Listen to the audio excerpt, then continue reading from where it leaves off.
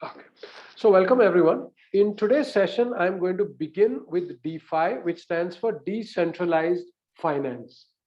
Now, decentralized finance is very important because when we look at blockchain today, almost every single successful blockchain use case that we see in the world is a part of DeFi, which stands for Decentralized Finance. So before blockchains came in, we were in the world of centralized finance, which means there is a central bank in a country, there are many other banks, there are stock exchanges, but all of these are regulated entities. And based on that, these entities would actually do their function. So everything was being limited by the government. Whatever the government said is how the world would function. However, then we moved on to the world of blockchain. So when Bitcoin started, then for the first time we saw a scenario where there is actually a currency in the world which is not controlled by the government. Technically not controlled by anybody, but controlled by a technology. And Bitcoin is also called trustless. What does it mean? We do not have to trust people. We are trusting a technology. And as long as everyone believes in the technology and trusts it, we don't need a third party to do anything. And whatever ledger is maintained by that technology, everyone agrees. And that's how Bitcoin runs. Then came Ethereum sometime later, and that completely changed the world because Ethereum is considered the world's first platform for programmable money. And that brought in the concept of smart contracts. And suddenly, thousands of solutions were built on it, and DeFi became a concept, which is today hundreds of $billions worth. So it is very important for us to understand how DeFi works because there are so many different blockchains and protocols in it, and that explains to us many of the use cases. So as and when you have questions, please keep putting them into the chat. Now, when we look at DeFi, as you can see on this mind map, one is blockchains. So what do we mean by a blockchain? We are talking about public blockchains, which now a public blockchain has a software or a framework running on top of multiple nodes, which is what we call as the hardware. Now that put together is what we call as a blockchain. So when we use that term here, we are talking about these running chains, which are constantly creating data and creating assets. That's what we mean by the term blockchain, running public blockchains. And then on top of those blockchains, we have protocols. So for example, Ethereum is running. Now Ethereum has its own hardware, software, nodes, so many things. Somebody on top of that is going to create a protocol. For example, Curve, which may be a smart contract, and there is certain programming which is done into it, and it could run on its own. And that is what we mean by the protocols. So let me give you an example.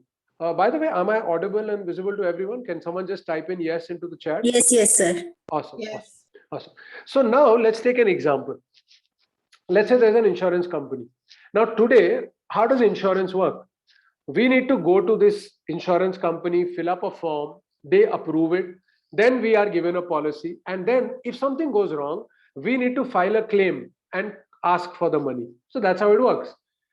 Now let's take an example of airline insurance. So if my flight is delayed beyond 30 minutes, my insurance company will pay me a certain amount of money. Now, how do I automate this without me having to manually make any application? Can it happen? So that is where you have a DeFi insurance policy where you log in your details about which flight you're taking and you pay the premium, which could be paid in crypto. Then when your flight lands, the blockchain will come to know, or the protocol will come to know what time your flight landed. If it is beyond 30 minutes late, without you making an application, the crypto will be paid into your account. Now the question you may ask, how would the blockchain know what time my plane landed? And for that, there is a concept called an oracle. An oracle brings, it's like a data service, which brings data from the outside world into the blockchain, takes data from the blockchain, gives it to the outside world. So this oracle could be connecting to the airline offices or government databases for flights and keeps feeding that information into the blockchain.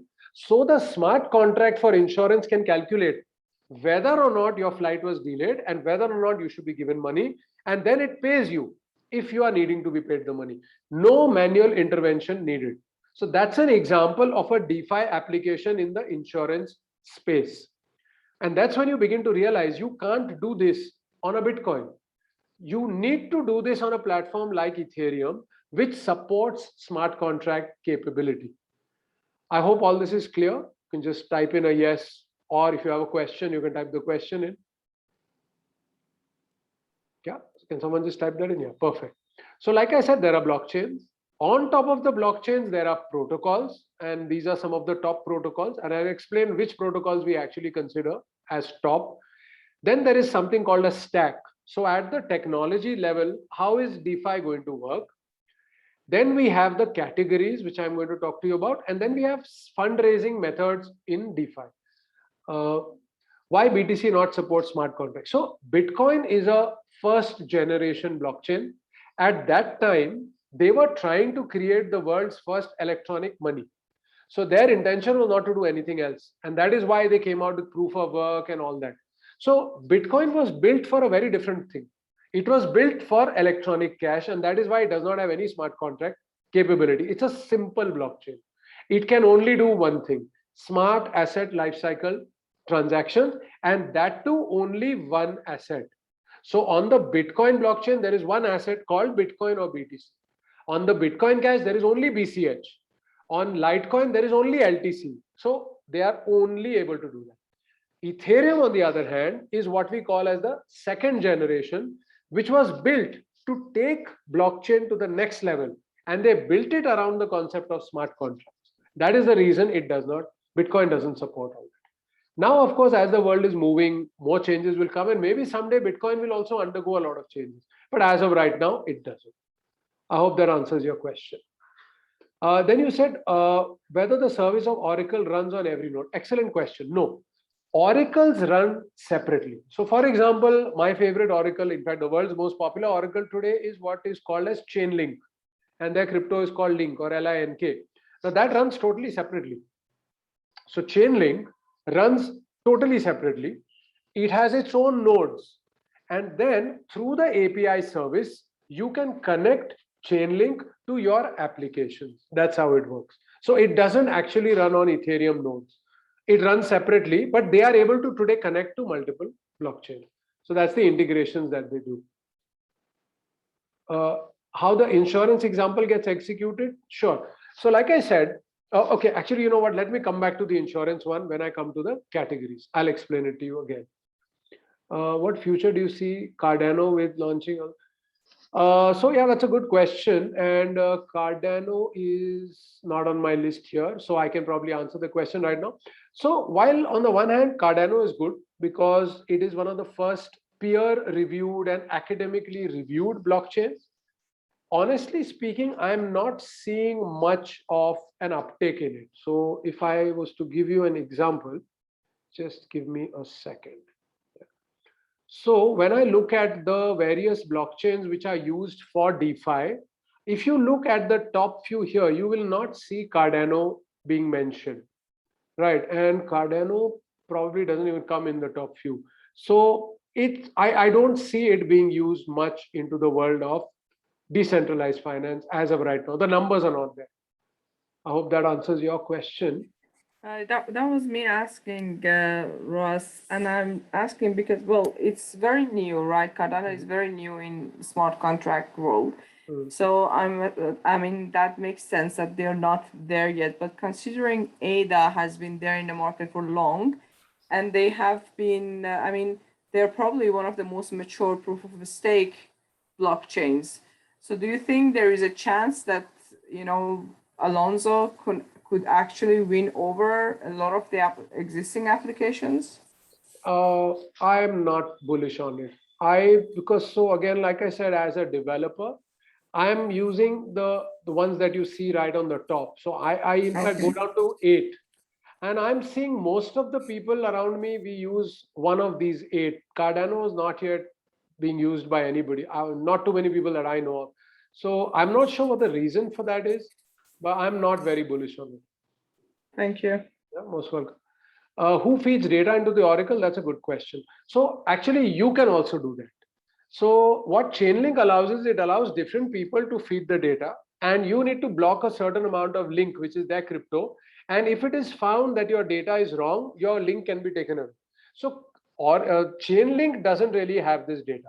Chainlink allows other people around the world who have data to feed it, and in return, they can earn money. That's how it goes. Hope that answers your question.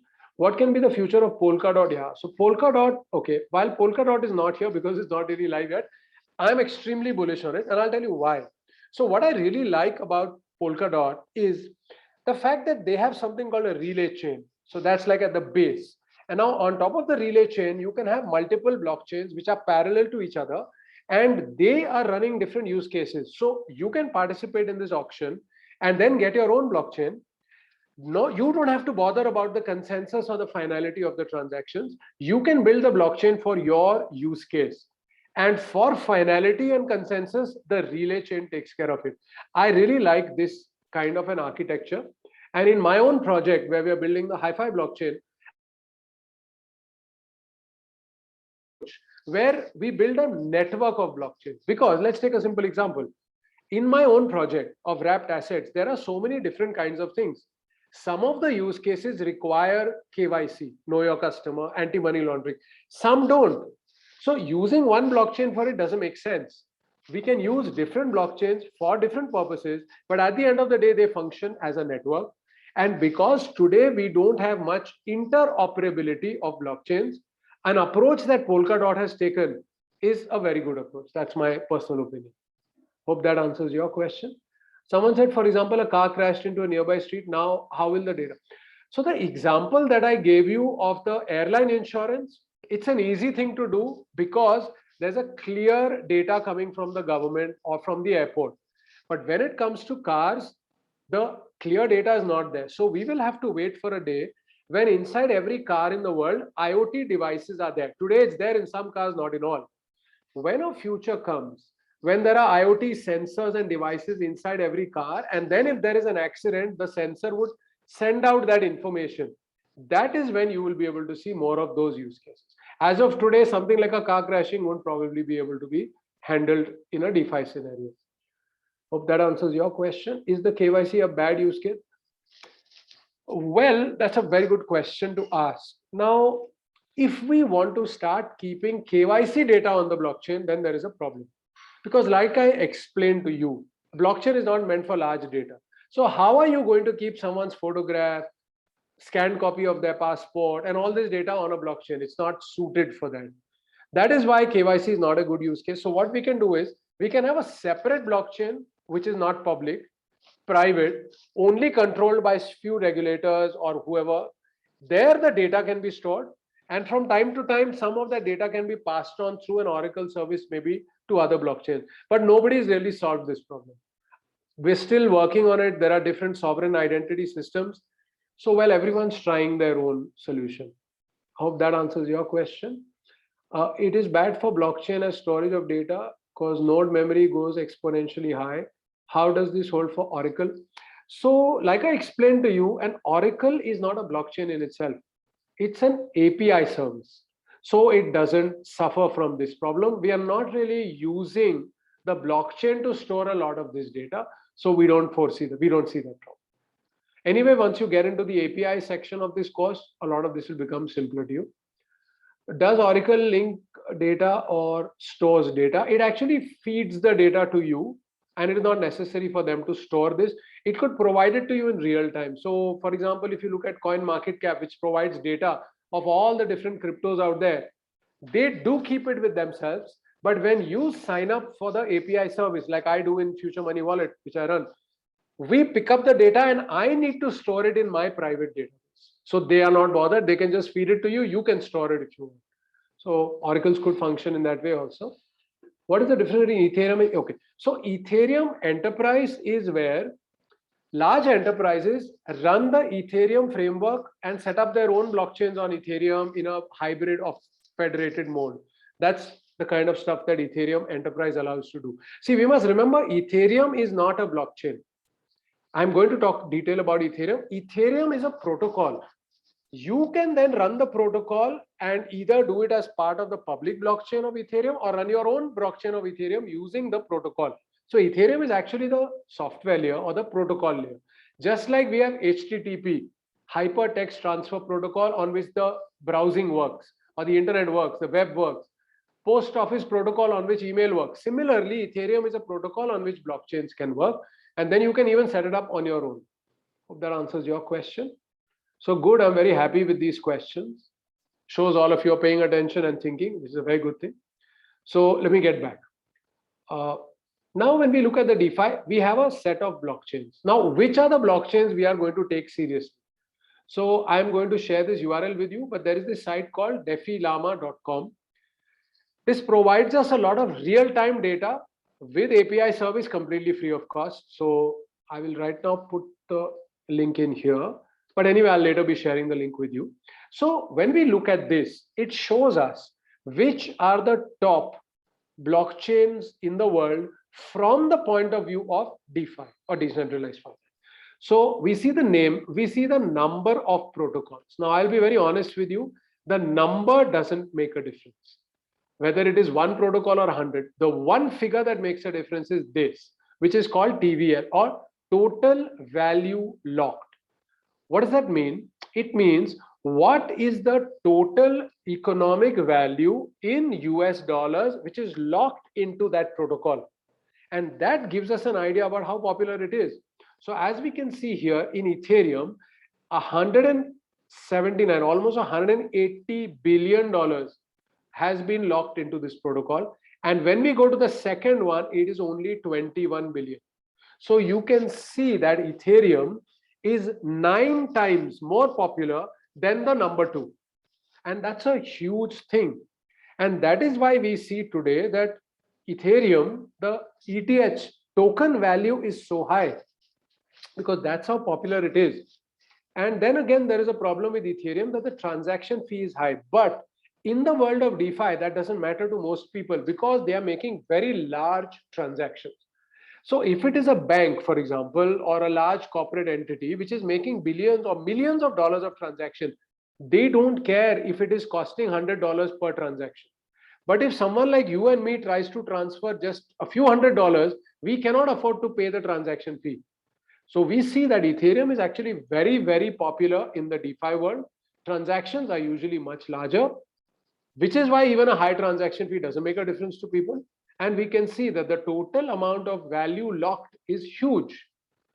Binance, which again I like a lot, it's fast, it's very cheap, but it's really, really small compared to Ethereum. It's only 21 billion.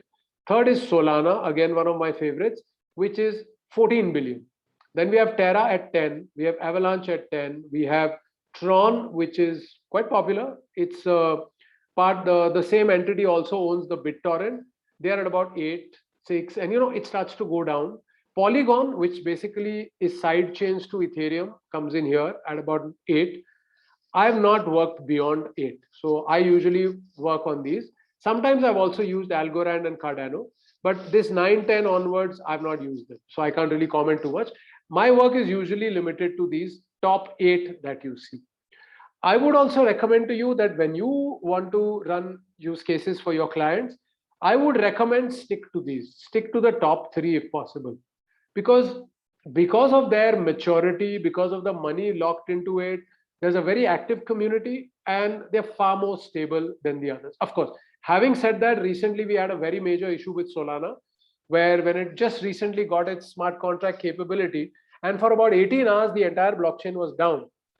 Very scary situation, because blockchains are not supposed to go down completely. That's the whole point of having nodes, that certain nodes go down, not the entire blockchain, but in this case, the entire blockchain went down, which makes us believe that maybe it is highly centralized. So there are certain red flags coming up about Solana. We just have to keep updating. Ethereum rules. Binance, really good. I haven't seen any problem with them so far. Any questions? Mentioned Ethereum is a protocol, not blockchain. Why does a column called protocol? Yeah. So unfortunately, different people use different terminology. So actually, the currency is not called Ethereum, it's called Ether and ETH. but half the world calls it as the currency. So I get your confusion. So when they are talking Ethereum here, actually they mean the mainnet. But you know what? Give me some time. I'm going to go deeper into Ethereum, and at that time you will understand why the word Ethereum as a blockchain is wrong. It should be called Ethereum mainnet. That is the actual live blockchain on which Ethereum protocol runs. So DeFilama has made a mistake. They are, like most people, just saying Ethereum, whereas what they should write is Ethereum mainnet. But again, it's just a terminology issue. Which one to use when it comes to be a data management platform, if they can be a viable. So now it depends on what. So Arjun, maybe if you can unmute yourself and specify what use case are you actually working on, I'll be able to answer your question. Yes, sir. So I'm currently working on an R&D project. So with respect to a data management platform, and so we are trying to implement some kind of viable use case, which will help this data management platform to another level. Like I couldn't possibly think of a real scenario where it can be used, but I'm working on it, sir. So that's So why. yeah, so unfortunately, I cannot answer this question till I understand your exact use case. Like for example, we could look at a blockchain called Filecoin, which I think I told you last time is like an Airbnb for data storage. So Mhm. if your use case is revolving around data storage, I would recommend Airbnb. But sorry, not Airbnb, Filecoin. So Okay. till I understand your use case, I'm not able to tell you which is the right platform. Since it is a data management platform, moreover, it's like a private use case to be followed. So, So you are going to uh, use a private blockchain? yes, I yes. would recommend Hyperledger Fabric. Okay. So So, for a what private will be? blockchain with data, Hyperledger Fabric, a private blockchain for assets, multi-chain. So yeah, continue. What was your question? Yeah, we don't like to involve any asset to our data management platform, but how Fabric will be a proper use case? Like we can, sir, in your first session, we discussed that lot of amount of data shouldn't be into blockchain. So Right. that is not a viable use case. So It is not. what? So Yeah. tell me, So continue. yeah. So I'm thinking that how Hyperledger Fabric can be put to a good use, or just for a brief, can you think of any? Sure. Uh, So let's take an example of Filecoin. What is mhm, happening in that case? The actual data is not being stored on Filecoin. The data is being stored in IPFS or in external servers. Filecoin is taking care of the payment through the Filecoin. mhm. Are you getting it? So the blockchain doesn't hold data. The blockchain takes care of the people providing data on one end and the people using the storage. So it is just like Airbnb, which sits in the middle. On the one hand are tourists, on the other hand are people who own houses, and it connects them. So Airbnb is the connector. Airbnb doesn't own the house. Similarly, in Filecoin, Filecoin is the connector. Filecoin doesn't store the data. Do you get what I'm saying? Yes.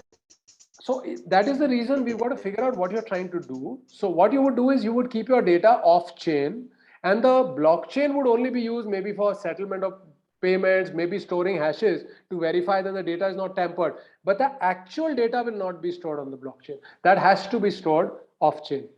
Hope that answers your question. Okay. Hi Ross, I have one question. I For the case of Filecoin, the end user really don't experience anything special when we compare it with our Web 2.0. But anyone who wish to participate in the network, there is something very good for them. But if as a user, if I am a user, I don't think there is anything very special if we you're right. compare it with You're right. Wave 2.0. You're right. You're absolutely right on that.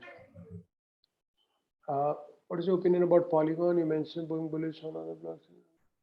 Yeah. So, okay, now let me explain to you what Polygon really is. Okay. So, Polygon is a layer 2 scaling solution for Ethereum. It provides multiple kinds of scaling solutions, one of which is also parachains or parallel chains. That is why usually I don't talk about Polygon being a blockchain in itself, because to be very honest, I really don't work directly on Polygon. I prefer Ethereum or then Binance if I want faster or cheaper transactions. So for me, Polygon is a very good thing if I want to scale up sometimes on Ethereum. But as a blockchain, honestly, I'm not very bullish on it. I mean, that's again my personal opinion. I may be wrong. For KYC, can take a similar approach to an open bank. Well, so like I said, in KYC, the first thing we need to figure out is who owns the data. Now, the KYC data is already owned by banks and they are having it in their databases. Now, you have to convince the bank to put that data on a blockchain for the rest of the world. They may not agree because it's a business for them. So they may say that, okay, we can provide KYC through an Oracle service to blockchain for payment. That could definitely work out.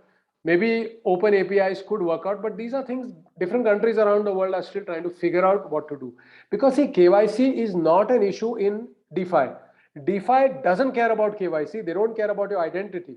When you open an Ethereum address, nobody asks for your name and address. So DeFi doesn't actually care about KYC. It is only in hybrid finance and centralized finance that we care about KYC, which is why most decentralized platforms are not working in that direction because they don't care about your identity. In fact, that's the reason Bitcoin started, to make it anonymous and possible for people around the world to use a currency without even giving their details. So the philosophy is very different. Filecoin assets. So yeah, in Filecoin, there are assets. The token is FIL. And that's what it's for. Like I said, it's a connector between people with data storage, people needing data storage. Filecoin is kind of connecting the two. That's the reason it doesn't hold the data. When I'm running Fabric now, how can it be helpful for anything? Okay, Hashgraph, unfortunately, I have not used, so I will not be able to comment. So Hashgraph is a good thing. I keep hearing from people, but I have not used it. So unfortunately, I'm not able to make any comment on that. I can only comment on the platforms that I actually use. So anyway, let me just jump back. So as we can see, these are the different blockchains. And this data is constantly being updated. So I would recommend keep visiting this site. And then these are the protocols. So it shows you which are the protocols, again, in terms of total value locked, where you can see that, okay, this one's 21 almost, 19, 17. So they're quite close to each other. And next to it, it shows you that which blockchains are being supported by the protocol. So when you look at Curve, which is the number one, it actually runs on multiple. So it supports Avalanche, I think, Ethereum's here, Polygon is here, some logos I can't identify. So you can just click on it and go deeper. Okay, what is Curve doing on Ethereum? And you can go dive deeper into it. So it like MakerDAO only runs on Ethereum, or Convex only on Ethereum, WBTC, which is wrapped BTC. In fact, it's a very interesting one, wrapped BTC. It is an asset. So the logic is a lot of people want to trade in Bitcoin, but they want to function on the Ethereum blockchain. So somebody came out with this idea that their protocol locks a certain number of Bitcoin on the Bitcoin platform. Against it, issues WBTC as an ERC20 token on Ethereum. So you can use Bitcoin on the Ethereum platform, but the Ethereum is locked in the Bitcoin platform. So by bringing Bitcoin onto Ethereum, the use case is huge. That is why you can see that there is about $15 billion worth of Bitcoin, which is actually being used on the Ethereum blockchain as a wrapped asset called WBTC. So this is another very interesting kind of a use case. Any questions on that? Is that part clear what I'm trying to say? Okay. How IPFS provides free storage? No, it doesn't provide free storage. Actually, you're supposed to pay for it. Some providers give you free service, but IPFS at the end of the day does cost you money. There is physical, it's not free everywhere. It's a misconception. You do end up paying for it. There are certain service providers who may give it to you free. For example, say there's a platform, I think OpenSea does this. So there's a platform giving you NFT service. Now, somewhere your NFT has to be stored, the data. So OpenSea may give you free data storage because they are charging you for the NFT. But they are paying for the storage, but they are giving it to you. So somebody at the end of the day has to pay. Like you can say Facebook is free, but is it actually free? It's free for you and me, but the advertiser pays. Facebook owns the data and makes profit from that. So Facebook is free for you and me. We don't pay cash, we pay by data. Similarly, in an IPFS scenario, somebody is making money somewhere, and that's why they may be giving you free stones. Yeah, wrapped. So wrapped, in fact, I'll go more detail into it because wrapped is what I work in. I work in wrapped assets. That's my whole business. For the last 1 year, I've been working only in wrapped assets. So I'm going to cover that in more detail later. Any questions so far? Are we clear on this? And then here we can see on this side, they are having different categories. For each category, if you click, so suppose you click assets, it will show you which are the top DeFi assets in terms of their, again, volume, value locked. So we can see WBTC is the first. So all these are here on the side.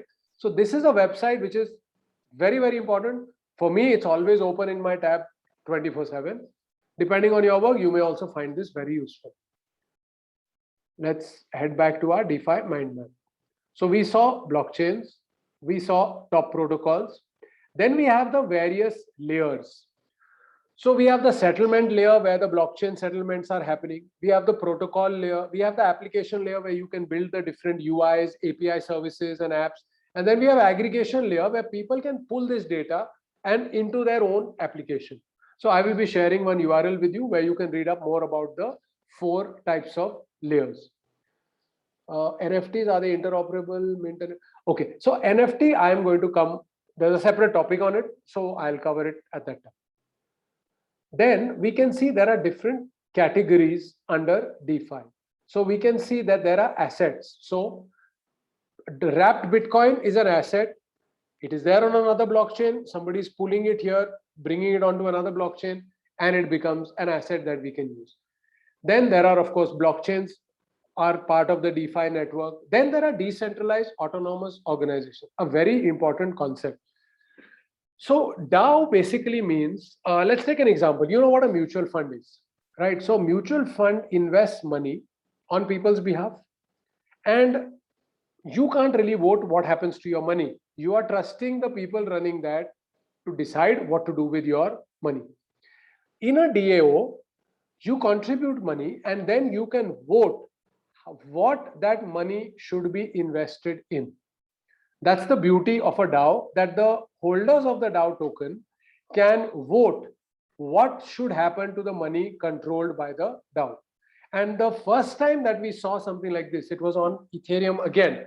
And we saw that there was this DAO which was built and a huge amount of money was collected, and somebody found a weakness in the code, exploited it, and I think about $65 million worth of Ethereum at that time was stolen. And that is why then the whole debate came, should we roll back and return that money? And that is why Ethereum broke into 2. But DAOs are becoming more and more popular. And in fact, now the Wyoming state in the US is allowing a DAO to automatically be treated like a company. So it can straight away be registered as an LLC. They're the first in the world to do that. So DAOs are a very, very interesting development for DeFi. If you have questions, just pop them here. Then we have decentralized exchanges. So I showed you Uniswap last time, PancakeSwap. Anybody, you and me, can go and create a liquidity pool there, and between 2 assets. And then people can come and buy and sell, and we get paid every time someone uses our pool. And the beauty of it is not run by a centralized entity. Anybody in the world can come, and without creating an account, you don't give your data, you can start to do transactions. So it can connect to your MetaMask wallet and you can do transactions. I will be covering this in a separate session where I'll actually show you what it looks like and how it works. Then we have indexes. So indexes allow you to invest in a group of cryptos, not one single one. So, you may feel, okay, I'm bullish about NFTs, but there are so many different tokens. Which one should I buy? So somebody will come and create an index with, say, 5 top DeFi tokens or NFT tokens, and you can then directly invest in that index. Just like we have in the stock market, we have indexes in the stock market where you can buy the index, like the Bombay Sensitive Index or the Dow Jones Index. Similarly, you can do that in the crypto world. Any questions? Yes, no? Participants vote. Do they decide for all DAO or specific pools? How does the consensus work? So a DAO in itself is not necessarily a blockchain. So consensus is not the issue. It depends on what is being voted. So there could be a voting for overall, there could be a voting for a small amount. There is no rule. A DAO is like a company. It's like a fund. It's like a hedge fund in the blockchain world. So there are no rules and regulations on what the voting could be. It could be for absolutely anything. Hope that answers your question. Any other questions? Okay. Then we have insurance. I already gave you one use case. So somebody was asking me to repeat it. So the basic concept was, I can go on to this application and buy an insurance for a specific plane journey. When the plane lands, depending on whether it's on time or late, I may get paid certain money. And the Oracle is providing the authentic data about when the plane lands. And based on that, it is going to either give me the money or not give me the money. Hope that answers your question.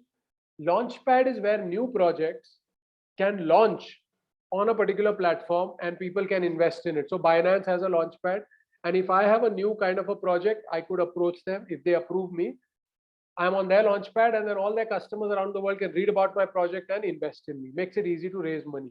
Kind of like crowdsourcing, but on the blockchain. Lending, very interesting concept. Do you know you can lend your crypto? And that's probably a very safe way of getting returns. So I'll give you an example of what I personally do. So sometimes whenever I need to put some money away, I buy USDT, which is the stable coin. Then I go to a platform, a crypto exchange, and I lend it, and they give me about 14% per annum rate of return. So it gives me two benefits. One, instead of my own currency of my country, I'm keeping money in the US dollar, expecting that the value of the US dollar goes up by at least 5% a year against my base currency. Plus I get a 14% rate of interest. So I'm effectively getting 19%, which is huge. And the risk is almost zero because this money is lent by the crypto exchange to people who are buying cryptos on loan. So they borrow this crypto, buy other things against it. All of that is locked by the exchange, so that tomorrow if the crypto they have bought goes down in value, the exchange can liquidate them so that our money doesn't disappear. So I find lending one of the best and very simple use cases in DeFi, and we can make a lot of money virtually risk-free. Any questions? All clear? Can someone just mention yes, no, so I know all of you are able to hear me? Awesome. Could you please elaborate on flash loans? Yeah, sure. So now when we talk about flash loans, it's a very interesting concept. So let's say that in a blockchain, right, the block time is, let's say, 5 minutes. And we know that within 5 minutes, things are going to happen. And we also know that a blockchain is ordered. So what I can do is, I can borrow money in the beginning of the block and repay that money before the block closes. So my loan is borrowed and repaid in one block. And by the next block, it's all squared off. And if I made a profit, I get it. If I made a loss, it's cut from me. So flash loans are in a flash, and they are in one single block, depending upon the blockchain. So yeah, they're a very, very interesting concept. I hope that was clear. Minting is when you can create your own tokens or NFTs. So for example, when we talk about, say, Solana, they have something called Sol Minter. Anyone can go click a few buttons and create your own token and NFTs on. So that's a minting service. So somebody could provide you a service. Come pay me some money and I will create a token for you on any other blockchain without you needing to hire a developer. So it becomes easy. You don't need to have a developer. You just pay. They give you a user interface, fill up a form, click a button, and your token can be created on Ethereum, Binance, any chain, which otherwise is quite difficult and requires a lot of tech. Someone has a question. One risk definitely if something bad happens to USDT. Yeah, sure, definitely. That's a risk we always have, which is why I keep saying with near zero risk.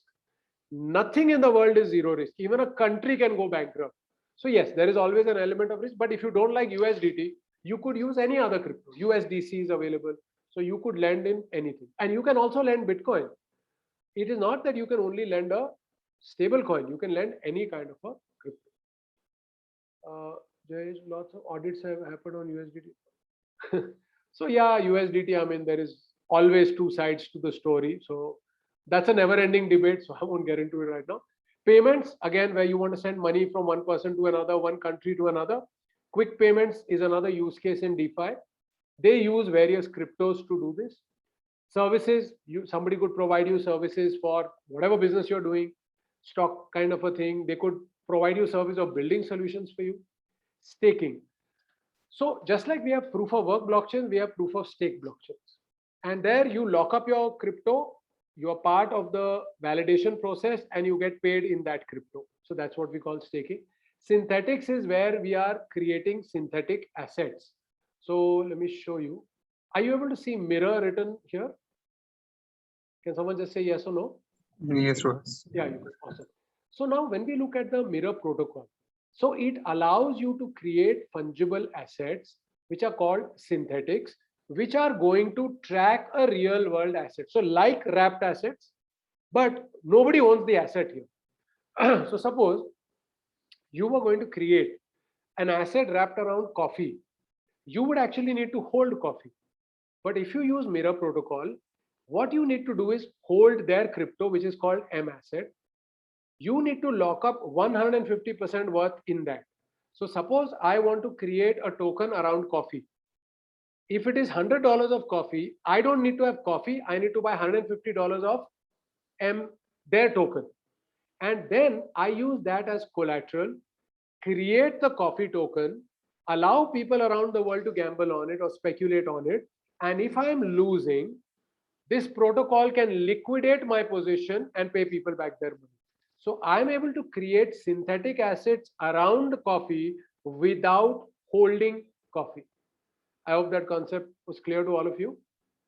So you can check out Mirror. I'll just share the link. Later you can have a look at it. There are other platforms which do this. I mean, Mirror is one of the most interesting ones that I have used in the past. Any questions on that? Who buys and sells coffee? Anybody. So suppose, see, we must remember in the world, there are a lot of people who want to make money without running their own businesses. So they are trading. You can trade in shares, you can trade in gold, you can trade in fiat currencies, you can trade in coffee. So it's a commodity. Now, if I want to do coffee trading, one is I can go to the regular commodity exchanges, but then I can't do it globally. Suppose the coffee exchange or the commodity exchange in my country doesn't support zinc, but I want to speculate on the price of zinc. Then I or somebody else could create zinc as an asset on the blockchain using something like the Mirror protocol, and we can all use it for trying to make money. It's pure speculation, or I could use it to hedge. If I'm in that business, I could hedge against it. So it is like a derivative which you have in stock markets, very similar to that. Okay, great. And then we have this concept of fundraising. Okay, but what I'm going to do right now, I'm going to disconnect this call and then reconnect, because last time when my internet broke, I lost all the recording. So all of you, I'm going to close the meeting right now and restart it in 1 minute. So just join back again. Yeah, let me just do that. I hope you understand why I'm doing that, so we don't lose the recording.